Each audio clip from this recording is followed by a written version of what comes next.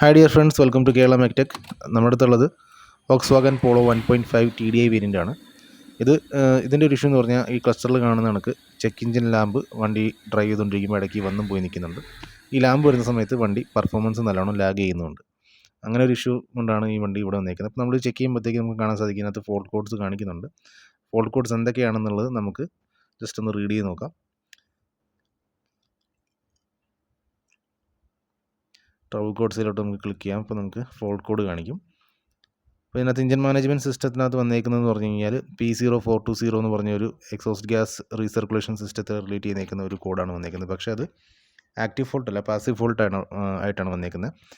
Active fault എന്ന് പറഞ്ഞു കഴിഞ്ഞാൽ P0101 എന്ന് കാണിച്ചിരിക്കുന്ന രണ്ടാമത്തെ കോഡാണ് mass or volume air flow sensor A circuit range performance എന്ന് പറഞ്ഞേക്കുന്നതാണ് ഒരു കോഡ് കാണിച്ചേക്കുന്നത്. അപ്പോൾ അതിനകത്ത് സാധ്യത എന്ന് പറഞ്ഞു കഴിഞ്ഞാൽ കൂടുതലും സർക്യൂട്ട് റിലേറ്റ് ചെയ്യുന്ന വയർ റിലേറ്റ് ചെയ്യുന്ന ഇഷ്യൂ ആവാനാണ് സാധ്യത, അല്ലെങ്കിൽ sensor mass air flow sensor complaint വരാനായിട്ട് സാധ്യതയുണ്ട്. അപ്പോൾ നമ്മൾ ഈ കാണുന്ന കണക്ക് ഇതിൻ്റെ കപ്ലറും കാര്യങ്ങളൊക്കെ ഇൻറ്റാക്റ്റ് ആണ്, വേറെ കംപ്ലയിൻ്റ് ഒന്നും ഇവിടെ കാണാനില്ല. അതായത് നമുക്ക് വിഷ്വലി വേറെ കംപ്ലയിൻ്റ് ഒന്നും പ്രത്യക്ഷത്തിൽ കാണാനായിട്ടില്ല. എന്നിരുന്നാലും ഇതിൻ്റെ സെൻസർ സംബന്ധമായ വയറിങ് നമ്മളൊന്ന് ചെക്ക് ചെയ്ത് നോക്കാം. അപ്പോൾ ഈ ഒരു സെൻസറും ഈ ഒരു 5 വോൾട്ട് റേഞ്ചിലാണ് പ്രവർത്തിക്കുന്നത്. നമ്മൾ ചെക്ക് ചെയ്യുമ്പോഴത്തേക്ക് നമുക്കിതിനകത്ത് കാണാനായിട്ട് സാധിക്കുന്നത് ഫസ്റ്റ് ആൻഡ് സെക്കൻഡ് ലീഡ് എന്ന് പറഞ്ഞു കഴിഞ്ഞാൽ പവറും ഗ്രൗണ്ടുമാണ്. അത് നമുക്ക് ബാക്ക് പ്രോബ് ചെയ്തിട്ട് അതിൽ നിന്ന് നമുക്ക് കിട്ടുന്ന വോൾട്ടേജ് എത്രയാണെന്ന് നമുക്ക് ചെക്ക് ചെയ്യാം. നമ്മൾ ബാക്ക് പ്രോബ് ചെയ്യുമ്പോഴത്തേക്ക് നമുക്ക് കാണാൻ സാധിക്കും 5 വോൾട്ടാണ് കറക്റ്റായിട്ട് കിട്ടുന്നത്. അതായത് പവറും ഗ്രൗണ്ട് സിഗ്നലും ഗ്രൗണ്ട് ലൈനും കറക്റ്റായിട്ട്, പവർ ആൻഡ് ഗ്രൗണ്ട് ലൈനും കറക്റ്റായിട്ട് ഇതിനകത്ത് വരുന്നുണ്ട്.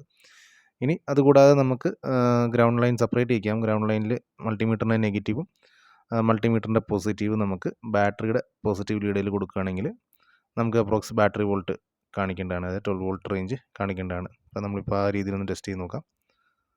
ബാറ്ററിയിൽ പോസിറ്റീവിൽ നമ്മൾ മൾട്ടിമീറ്ററിൻ്റെ പോസിറ്റീവ് കൊടുത്തു, ഗ്രൗണ്ട് നമ്മൾ സെൻസറിൻ്റെ ഗ്രൗണ്ടിലും കൊടുത്തു. അപ്പം കറക്റ്റാണ് 12.47 വോൾട്ടൊക്കെ കാണിക്കുന്നുണ്ട്. ഇനി തേർഡ് പോയിൻ്റ്, അതായത് മൂന്നാമത്തെ പിന്നിൽ വരുന്ന നമുക്ക് ബാക്ക് സൈഡിൽ ഇത് ബാക്ക് പ്രോവ് ചെയ്ത് നോക്കാം. അപ്പം ഇതാണ് സിഗ്നൽ.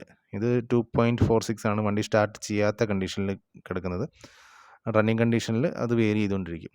അപ്പോൾ നിലവിൽ വോൾട്ടേജ് ഡ്രോപ്പ് ടെസ്റ്റ് ഈ സംഭവം വയറിങ് കാര്യങ്ങൾക്ക് വോൾട്ടേജ് ഡ്രോപ്പ് ടെസ്റ്റ് പാസ്സായിട്ടുണ്ട്. അടുത്ത നമുക്കെന്ന് പറഞ്ഞു കഴിഞ്ഞാൽ നെഗറ്റീവ് റിമൂവ് ചെയ്തിട്ട് ECUയുടെ കപ്ലറും പിടിച്ച് ഈ സെൻസറിൻ്റെ കപ്ലറും പിടിച്ചിട്ട് സെൻസർ ടു ECU വരെയുള്ള വയറിങ് ഇൻറ്റാക്റ്റ് ആണോ എന്നുള്ളതാണ് നമുക്ക് ചെക്ക് ചെയ്യേണ്ടത്.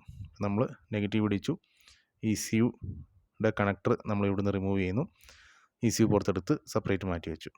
ഇനി ഈ ഒരു വയറിങ് നമുക്ക് ചെക്ക് ചെയ്തിട്ട് ഇത് ഓക്കെ ആണെന്നുണ്ടെങ്കിൽ നമുക്ക് ഒരുപക്ഷെ ഒന്നും കൂടി കപ്ലർ മാറ്റി വയ്ക്കുകയോ അല്ലെങ്കിൽ എന്തെങ്കിലും ചെയ്യേണ്ടി വരും, അല്ലെങ്കിൽ ECU മാറ്റി ചെക്ക് ചെയ്യേണ്ടി വരും. അപ്പോൾ ഗൈസ് ഇവിടെ നമുക്ക് കപ്ലറിൻ്റെ ഇഷ്യൂ ആയിരുന്നു. കപ്ലർ മാറ്റാനായിട്ട് കിട്ടിയിട്ടില്ല, പക്ഷേ കപ്ലറിൻ്റെ പിന്ന് ഇച്ചിരി ലൂസ് കോണ്ടാക്റ്റ് വന്നു പോകുന്നതാണ്. അപ്പോൾ ഇത് കറക്റ്റ് ചെയ്തിട്ട് നമ്മൾ റീഫിക്സ് ചെയ്തിട്ട് വണ്ടി ഓടിക്കുമ്പം വണ്ടി കുറച്ചധികം കിലോമീറ്റർ നമ്മൾ ഓടിച്ച് നോക്കി, വീണ്ടും ഈ ഫോൾട്ട് വരുന്നില്ല. അതേപോലെ ഇതിനോട് റിലേറ്റ് ചെയ്തായിരുന്നു എക്സോസ്റ്റ് ഗ്യാസിൻ്റെ റീസർക്കുലേഷൻ്റെ ഒരു കംപ്ലയിൻറ്റ് വീണ്ടും വന്നത്. അപ്പോൾ ഇത് ക്ലിയർ ആയപ്പോഴത്തേക്ക് ആ ഒരു പ്രോബ്ലമും ഇവിടെ സോൾവ് ആയിട്ടുണ്ട്. കാരണം എയർ ഇൻടേക്കിനെ ആശ്രയിച്ചാണ് മറ്റ് പല കാര്യങ്ങളും ഇതിനകത്ത് പ്രവർത്തിക്കുന്നത്. അപ്പോൾ ഈ ഒരു സംഭവം നമുക്കിവിടെ ക്ലിയർ ആക്കാനായിട്ട് സാധിച്ചിട്ടുണ്ട്. താൽക്കാലികമായിട്ട് നമുക്കിപ്പം വയർ ടൈറ്റാണ് നമ്മൾ ചെയ്തേക്കുന്നത്, കാരണം ഇതിൻ്റെ വയറിങ് ഹാർനസ് കംപ്ലീറ്റ് ആയിട്ട് കിട്ടുള്ളൂ. അപ്പം ഇനി നമുക്ക് ഫോൾട്ട് കോഡൊക്കെ എയർ കോഡൊക്കെ ക്ലിയർ ചെയ്തിട്ട് വണ്ടി ഒന്ന് സ്റ്റാർട്ട് ചെയ്ത് നോക്കാം. രണ്ടാമത് നമ്മൾ എയർ കോഡ് ക്ലിയർ ചെയ്തിട്ട് സ്കാൻ ചെയ്യുമ്പോഴത്തേക്ക് ഇവിടെ വേറെ ഫോൾട്ട് കോഡൊന്നും രണ്ടാമത് വരുന്നില്ല. നമുക്ക് വണ്ടി ഒന്ന് സ്റ്റാർട്ട് ചെയ്ത് നോക്കാം. അപ്പോൾ ഈ ഒരു കപ്ലറിൻ്റെ പിന്ന് ലൂസായിട്ട് വന്നേക്കുന്ന ഇഷ്യൂ ആയിരുന്നു ഈ വണ്ടിക്ക് ഉണ്ടായിരുന്നത്. അപ്പോൾ ആ ഒരു പ്രശ്നം നമ്മളിവിടെ ഓൾറെഡി സോൾവ് ചെയ്ത് കഴിഞ്ഞു. അപ്പോൾ നമ്മളിനി വണ്ടി ഒന്ന് സ്റ്റാർട്ട് ചെയ്തിട്ട് എറർ കോഡ്സ് അതല്ലെങ്കിൽ നമ്മുടെ ചെക്ക് എഞ്ചിൻ ലാമ്പ് പോകുന്നുണ്ടോ എന്ന് നോക്കാം. അപ്പോൾ നമ്മൾ സ്റ്റാർട്ട് ചെയ്ത് നോക്കി. ഓൾറെഡി ഞങ്ങൾ ഡ്രൈവ് ചെയ്തായിരുന്നു. നമുക്ക് ഈ കാണുന്ന നമുക്ക് ചെക്ക് എഞ്ചിൻ ലാമ്പ് ഇവിടുന്ന് പോയി, രണ്ടാമത് സംഭവം വരുന്നില്ല. ആക്സലറേഷൻ കാര്യങ്ങളൊക്കെ വണ്ടി പ്രോപ്പറായിട്ട് എടുക്കുന്നുണ്ട്, പെർഫോമൻസ് ഒക്കെ കറക്റ്റായിട്ട് ചെയ്യുന്നുണ്ട്. അപ്പോൾ ഇതൊരു വളരെ നിസ്സാര സംഭവമായിട്ടാണ് വന്നേക്കുന്നതെങ്കിൽ ഒരുപക്ഷെ നമ്മൾ പ്രോപ്പറായിട്ട് ഇത് ചെക്ക് ചെയ്തില്ലെങ്കിൽ നമ്മൾ ഒരുപക്ഷെ ഈ ECUവിനെ വരെ സംശയിച്ച് പോയേക്കാം. ECU മാറ്റി വെച്ച് ചിലപ്പം ചെക്ക് ചെയ്യും, ചിലപ്പോൾ നമ്മൾ എയർ മാസ് ഫ്ലോ സെൻസർ മാറ്റി വെച്ച് ചെക്ക് ചെയ്യും.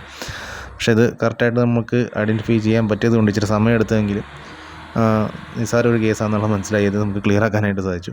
പല കാര്യങ്ങളും ഇങ്ങനെയായിരിക്കും. ചിലപ്പോൾ നമ്മൾ വിചാരിക്കുന്ന ഭയങ്കരപ്പെട്ട കംപ്ലയിൻ്റൊക്കെ വലിയ സംഭവമാണെന്ന് വിചാരിക്കുന്ന കാര്യങ്ങളൊക്കെ ചിലപ്പോൾ നിസ്സാരമായിട്ട് സോൾവ് ആയി പോയേക്കും. അപ്പോൾ അങ്ങനെയൊക്കെ റേസ് ചെയ്തിട്ട് വണ്ടി ഓക്കെയാണ്, ഒരു വിഷയമില്ല. അപ്പോൾ ഗൈസ് വീഡിയോ ഏതെങ്കിലും തരത്തിൽ ഗുണം ചെയ്യുന്നുണ്ടെന്ന് തോന്നിക്കഴിഞ്ഞാൽ ചാനൽ സബ്സ്ക്രൈബ് ചെയ്യുക, ലൈക്ക് ചെയ്യുക, ഷെയർ ചെയ്യുക. നമുക്ക് വീണ്ടും പുതിയ ഇൻഫോർമേറ്റീവ് വീഡിയോ ആയിട്ട് കാണാം. Till then bye, take care.